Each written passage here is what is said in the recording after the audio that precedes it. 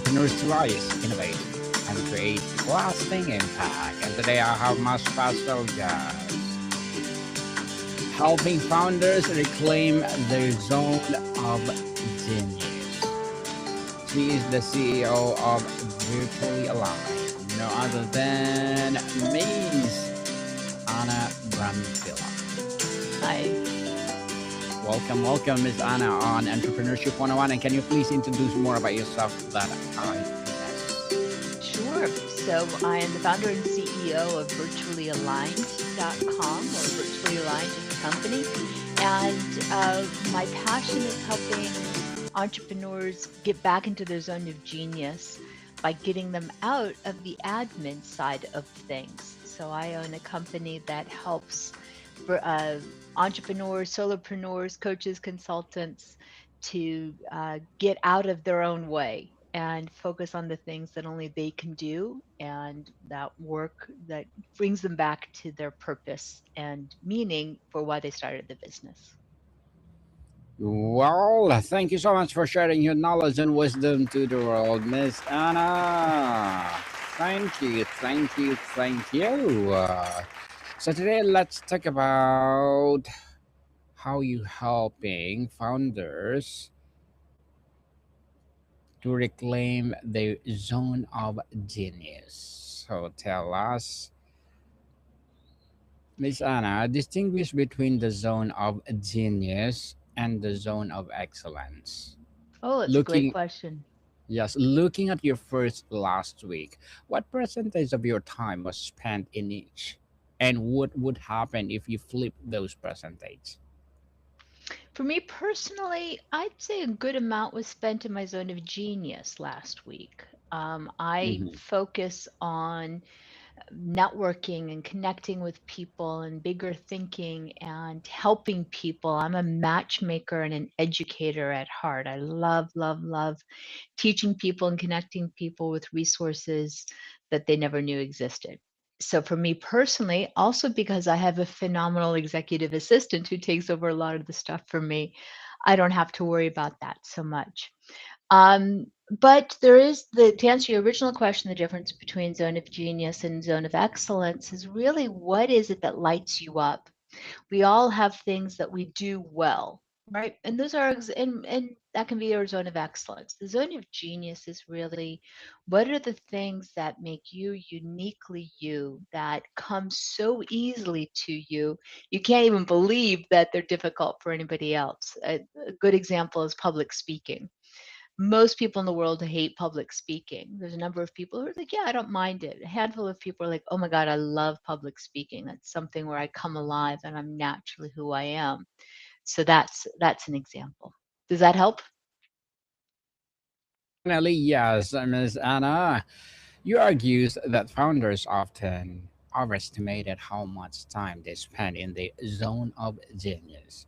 If you track your hours honesty for 1 week, what would you discover about where your energy actually goes versus where you think it goes? For me personally, or for entrepreneurs in general? Let's do in general. Most people, so I work with people who have sort of hit a ceiling, and they think if they just work more hours or they work harder or if they whatever it is, that they will increase their sales. And in fact, that's the opposite, that we need to be focusing on those things that only we can do.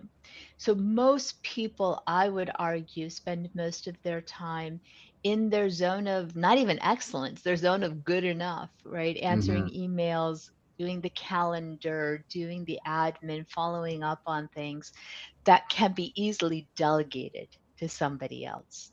And by delegating that to somebody else, then you can go back to the things that you're good at and that you started their business with.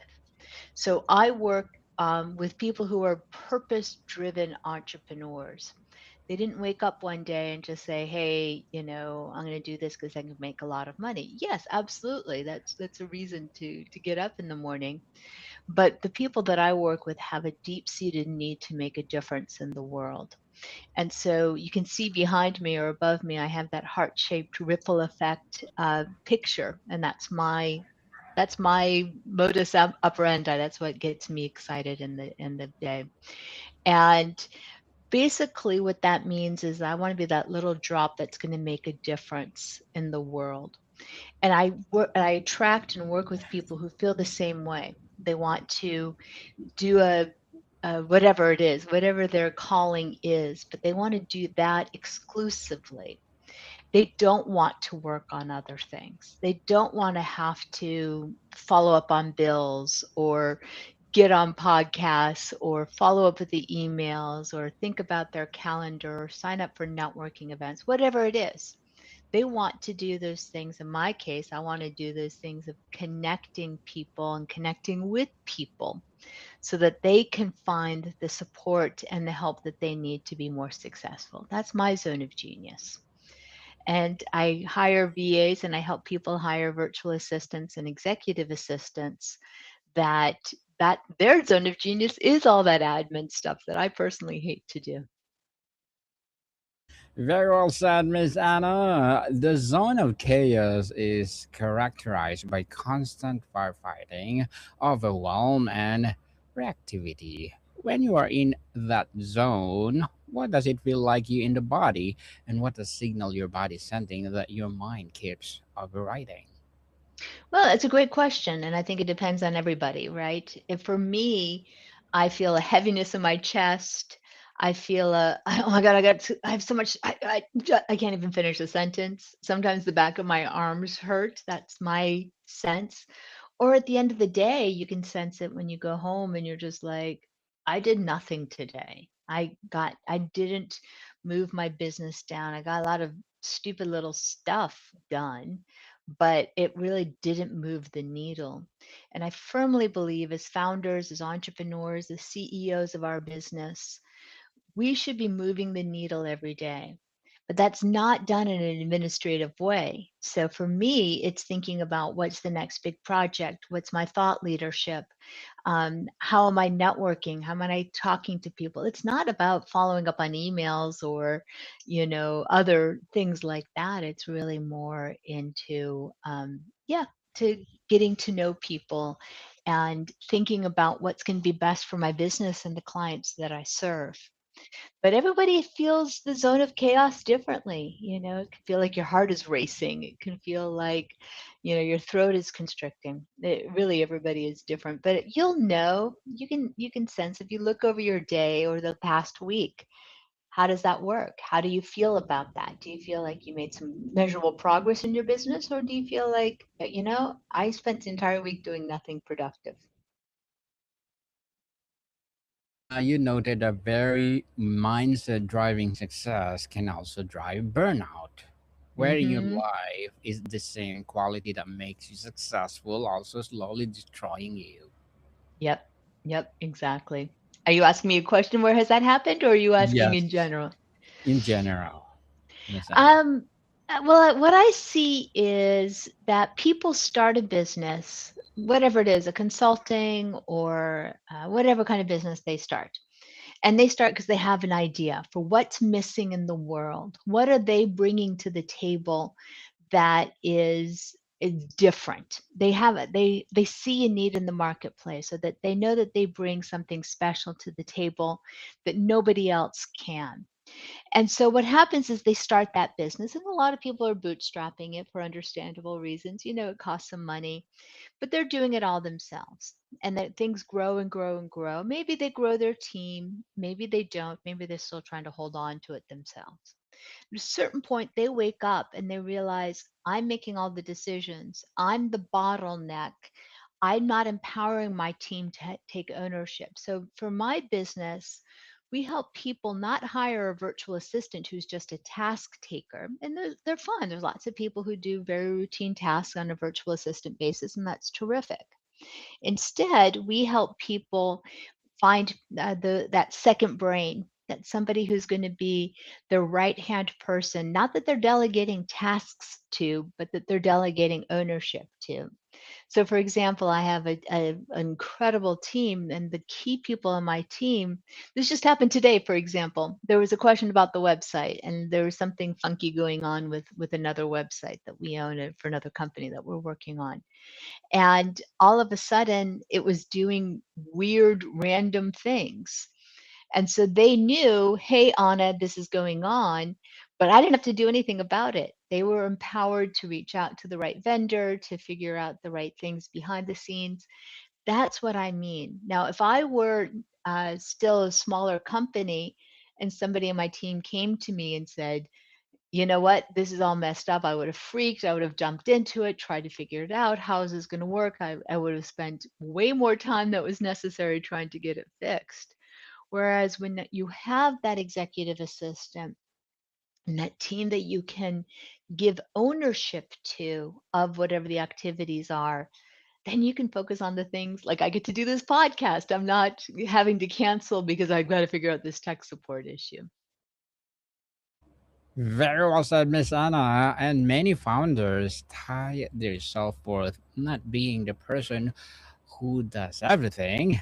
Right. Letting go of tasks feels like letting go of identity. If you stop doing the work that keeps you busy, who would you be, and are you afraid to find out? It's an excellent point. It's an excellent point and something I see repeatedly, but you're absolutely right.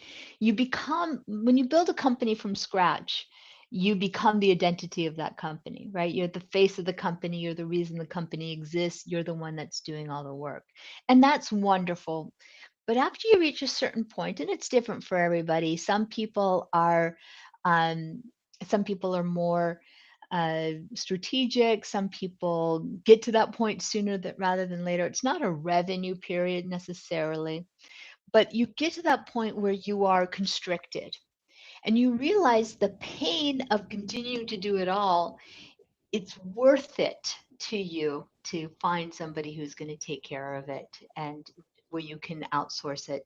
The other thing that's really important to remember is that we each have our zone of genius. Every single person has that zone of genius. Some people are tapped into it, some people less so, but that's okay. But you have to remember too that the executive assistant that you hire is also, that's her zone of genius or his zone of genius.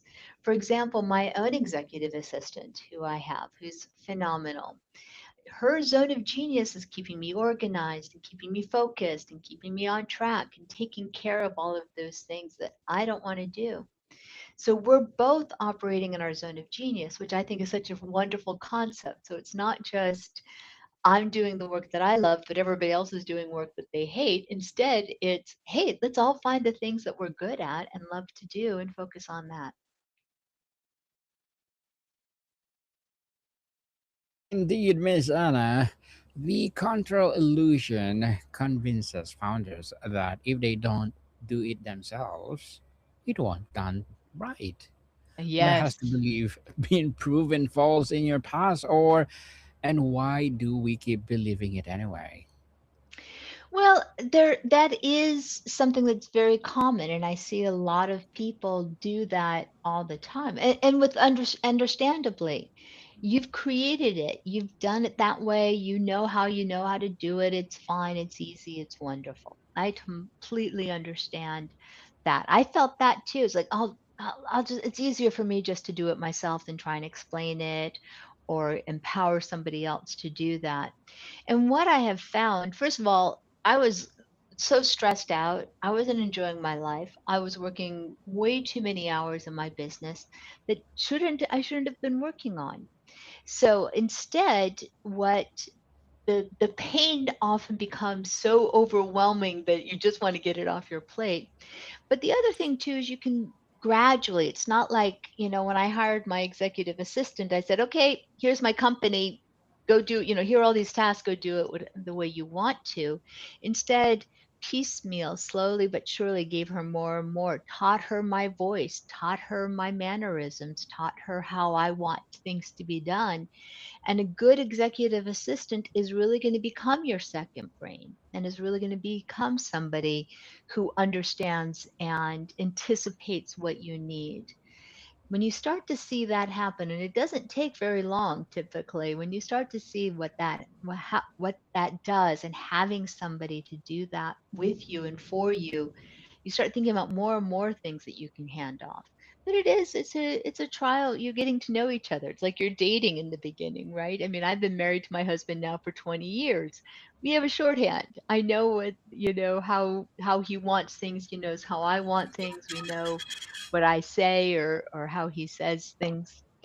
But wasn't that way in the beginning. So we had to get to know each other. That's kind of what an EA relationship is with a founder and CEO.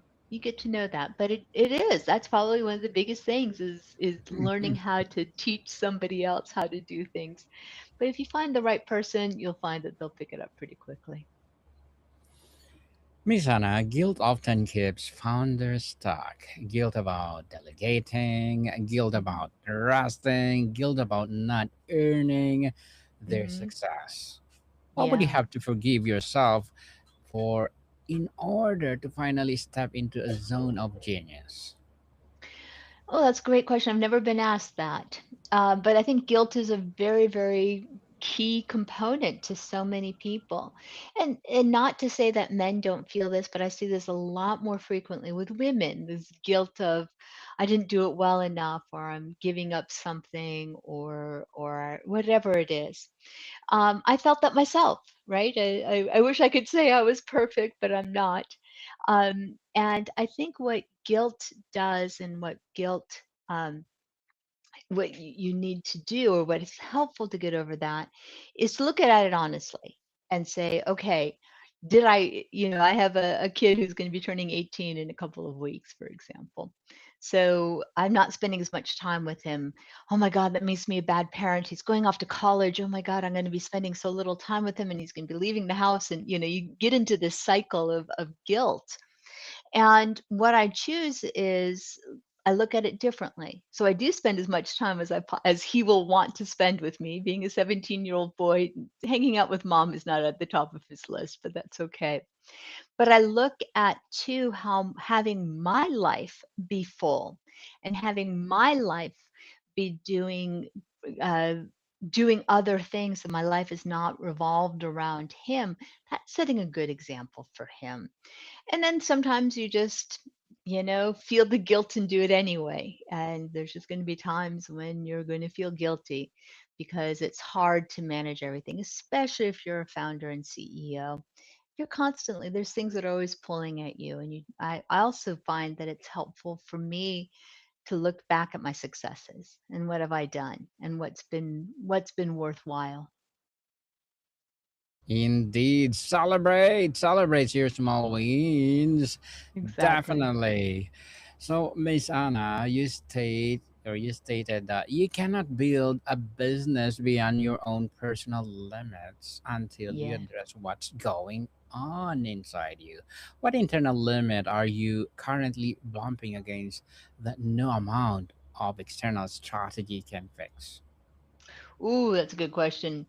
Personally, I am learning to delegate, and to not even delegate, but release ownership of more and more and more. I just brought on a new fractional COO, and he's phenomenal, and I love him, and great, doing a great job. But it's hard for me to let go of some of the decisions. It's hard for me to say, Eric is going to take care of it. I don't have to think about it. That's hard for me to release that without saying, "Hey, can I have an update on this project? And can I have an update on that project? And where are we on this? And where are we on that?" So it's a muscle that I have to develop. And it's nothing to do with whether he's doing a great job or not, because he's doing a phenomenal job, and has everything to do with how am I going to focus on the things that only I can do. And it's a like I said, it's like a muscle. You have to keep practicing and practicing and practicing. So that's me personally, how I'm handling that. But in general, I see people are one thing to look at is, are their projects being advanced?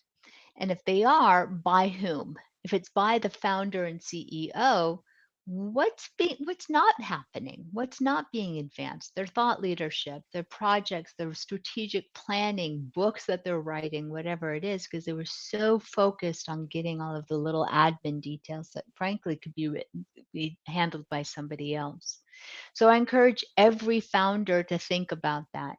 Maybe hiring an executive virtual assistant is the right fit, maybe not. And that's totally fine. But I encourage everybody, if you get into that thought process of how do you get out of doing everything and what's it stopping you from doing? A lot of people come to me and they're like, I am just so sick of doing everything. Or I know this is very, very common. I know I could be making more money or having a happier life or whatever if I just learn to let go. And that's where I work with people. It's not easy. It's a mind shift. Yes, indeed. It's hard to let it go, especially if you're baby. You Yep. noted that reason founders stay stuck has nothing to do with their inability to manage your to-do list, but rather how you wired, how you Yes. think, Yeah. and your Excellent. Yeah. and subconscious blocks that keeps you stuck. What subconscious block have you been treating as to-do list problem? Well, I think a subconscious block that's a bigger issue for so many people is fear of failure, but also fear of success, right? That's not very much talked about. And there's nothing wrong with either. And you can have both at the same time. But I think a lot of people worry, "Oh, if I'm successful, that's going to mean I'm going to have to work even harder. Or if I'm successful, then I'm going to get a lot of eyes on me, or a lot of people are going to want me, or I'm going to be asked to do things that are out of my comfort zone."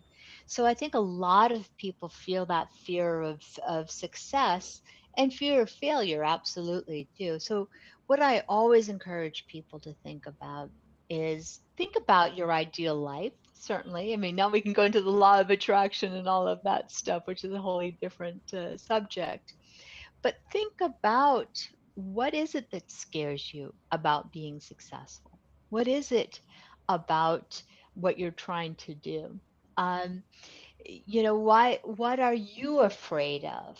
And sometimes it's just as simple as going back and doing the things that you love to do and going back and remembering why you started that business in the first place.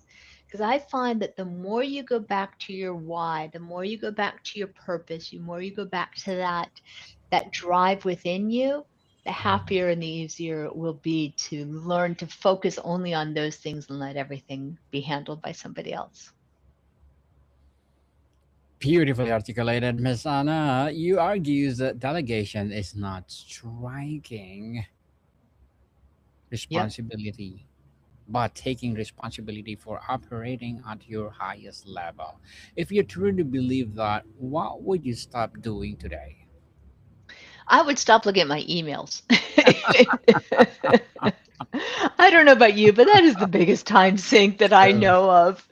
true. Um, that's what I always encourage. And frankly, it's one of the hardest things to give up. I was onboarding a new EA recently, and we were going through my inbox, and I was trying to come up with some kinds of rules. Well, if so and so writes to me, then you unsubscribe. But or so, if such and such happens, then you immediately delete it or you immediately raise it to my attention. And there's times, I have a very close friend of mine who writes me a lot, and sometimes it's a referral, so I need to get on that and respond to her immediately. Other times it's, she's telling me about her latest Substack article, which is great, but I don't need Hmm. to do that immediately. That's me personally. But we all have those things that are our time sinks. And if you look back at the end of the day, what are those things that you spend too much time on? The other benefit, if I might, that a really good executive virtual assistant brings to you and to the table is the ability to see those roadblocks ahead and fix those or find inconsistencies or find inefficiencies My executive assistant does that all the time. She's like, well, you're doing it this way, but you've got too many steps. Why not Hmm. just go from A to Z instead of doing A, C, B, whatever it is? And so that's having that external point of view really helps a lot too. Miss Anna, the reclamation process requires awareness, acceptance, architecture, alignment, and accountability. Where are you in this process, and what is the next step you are avoiding? It really depends on what it is, right? Hmm. I've given up my calendar management almost. I mean, for professional calendar, I've given it up to my executive assistant, and it's wonderful. The next thing I know, things are showing up on my calendar, and that's wonderful. Email, I'm still having a hard time letting go of that. But everyone's different. There's some people who are like, yeah, just go out my email, have fun, do whatever you need to do. I trust you to raise up anything that's really necessary. Other times, for other people, it's the calendar. It's my calendar, only I can manage it, or whatever it is. The sales process, only I can onboard a client the right way. Only I can make sure that they get the right experience. Everyone's different. Definitely, everybody's different. So, to wrap our discussion for today, Miss Anna, imagine yourself 6 months from now having Mhm. fully stepped into your own zone of genius. What's it different about your energy, your relationships, your business, and what would the version of you in the future tell to start doing today? Well, in the future, when I'm fully stepped into my zone of genius, and I'm almost there to be clear, because I do have an executive virtual assistant who is phenomenal, but I would be not even attending status meetings. I would be getting a weekly status report, because right now I'm attending 4 different weekly status meetings because of the various different companies that we've got going on. I would be waking up, and I encourage everybody to get to this point where you're so excited to start the day. You're like, oh, I can't wait. I get to work on that project, or I get to do whatever it is. Everyone's different. For me, I love getting on stages. I'm writing some thought leadership stuff. That's really important to me. So there's a variety, but everyone's different. And the advice I would give to myself right now is trust the process and trust that you have the right people in place. Indeed, trust the process, people, because the process is the one give you excellence in results. So, Miss Anna, thank you so much for sharing your knowledge and wisdom to the world. So, can you please invite the listeners to support your business, your projects, or anything you want to promote on Entrepreneurship 101? Okay. Well, please come to our website, virtuallyaligned.com. We'd love to chat with you. Schedule a call with us just to get a sense of who we are. What you'll find is that we'll go through your business. What kind of person are you? What kind of tasks do you want? And we will give you a job description that I think you'll find to be very, very comprehensive and very in depth. And then we encourage you take that job description. Frankly, go out to the Fivers or the Upworks or the other VA companies and try and find that person on your own. I think you'll come back and realize that we do a phenomenal job of screening our candidates. We didn't get into the details of how virtually aligned works, and I'm happy to go into more details about that. But generally, we will do all of the screening recruiting process. We get on average between 600 and 900 applications for every job that we post. And we present you the client with the top 3. So save yourself considerable time, expense, and money. Come get the job description and then come see how we can make a difference in your world. Yeah, make a difference. People, so Miss Anna, I have one more question. Most Yes. founders build systems around their own heroic efforts rather than around sustainable operations. If you were hit by a bust tomorrow, which part of your business would collapse? And is that a sign of genius or sign of fragility?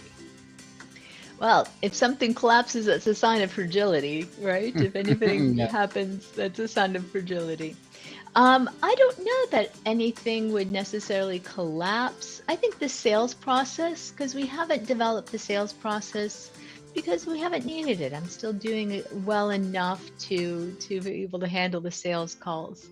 But I think one of the things that's been interesting, just to give you some behind the scenes, I've been doing a lot more traveling lately. Hmm. And the I was at a workshop last week. I'm going to be a workshop this week. I'm going to be traveling, excuse me, extensively. And you know what? The business did not collapse. It was still going very well. My team handled everything. There's still some executive decisions that I need to make, and I need to set the vision and I need to set the standards. But if your business collapsed because you step away, you got bigger problems. Definitely. Miss Anna, thank you so much Excuse me. for your time. Thank you so much. This was wonderful. Likewise,